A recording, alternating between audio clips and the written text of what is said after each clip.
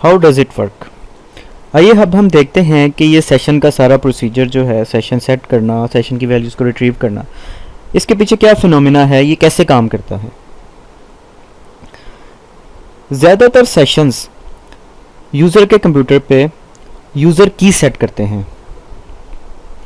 ये यूज़र की कुछ इस तरह की होती है, जैसा कि आपको नज़र आ रही है। इस तरह की एक यूज़र की यूज़र के कंप्यूटर पे सेट हो जाती है।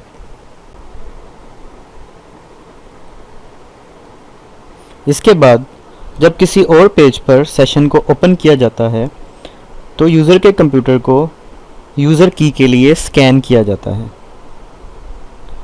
अगर तो यूज़र के कंप्यूटर पे यूज़र की मिल जाती है तो सेशन को, जो कि उस यूज़र के साथ रिलेट करता हो, उसको एक्सेस कर लिया जाता है। और अगर यूज़र की यूज़र के कंप्यूटर पे नहीं मिलती तो नया सेशन स्टार्ट कर दिया जाता है।